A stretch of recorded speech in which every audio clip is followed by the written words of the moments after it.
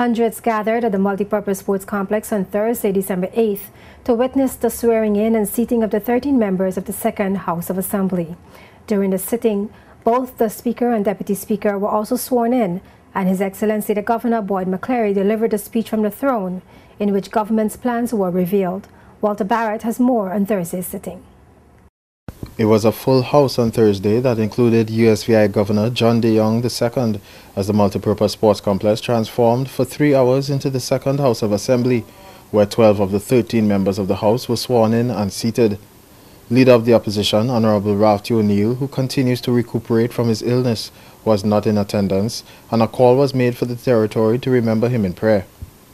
At the first sitting of the Second House of Assembly, Ingrid Moses was selected as Speaker of the House, while 5th District Representative Dolores Christopher was selected as Deputy Speaker. Ingrid Moses addressed the House as its Speaker and said we live in a global world connected by technology, and she painted a picture of what message this world must get when they hear of the Second House of Assembly.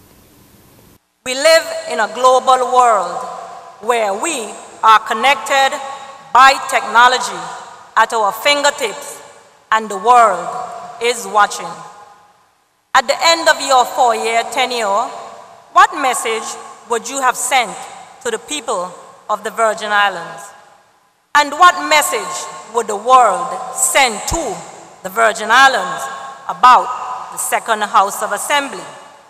I trust that it will be, there goes a house where healthy debates were heard.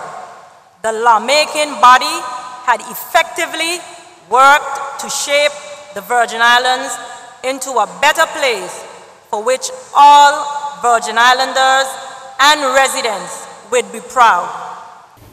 Also on Thursday, His Excellency the Governor Boyd McCleary delivered the speech from the throne, presented on behalf of Her Majesty the Queen, which outlined the legislative program and other plans of the government. The Governor read that over the next 4 years, 7 broad areas will be the focus of the current government, which will ensure all residents enjoy a good, healthy, high quality of life, among other things.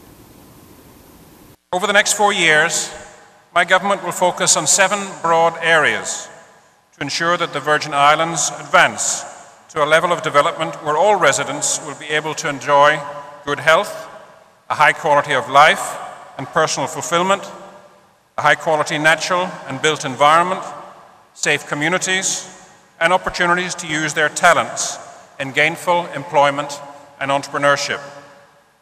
Madam Speaker, the 7 broad areas are: number 1, fixing the economy; number 2, improving the standard of living; number 3, improving overall social services programs and health care; number 4, strengthening the educational sector; number 5, protecting our borders and enhancing law, order, and public safety; number 6, public sector reform, communications and infrastructure; and number 7, re-establishing and strengthening regional and international relations. Madam Speaker, these priority areas will be pursued through building a people government in an atmosphere where protection of the person, property, personal freedom, and human rights are accorded the highest priority through listening, collaborating, consulting, and communicating. According to the throne speech, fixing the economy and enhancing the quality of life for the people of the Virgin Islands is the number 1 priority of this government. Madam Speaker, stimulating and fixing the economy in an effort to enhance the quality of life of the people of these Virgin Islands is the number 1 priority of my government. Madam Speaker, my government is conscious of the dire effects of the global economic downturn on these Virgin Islands. So steps will be made to review the existing customs tariff regime with a view to keeping more money in the pockets of residents. My government will also determine a basket of goods or basic items which are critical to living in the BVI to be imported duty-free. The goal here is to ensure affordability of basic items and keep money circulating in the economy. Apart from the economy, the throne speech touched on several other key areas that government will pursue over the next 4 years, including social services and healthcare, education and youth, border management and law enforcement, the environment, public sector reform, and re-establishing and strengthening regional and international relations.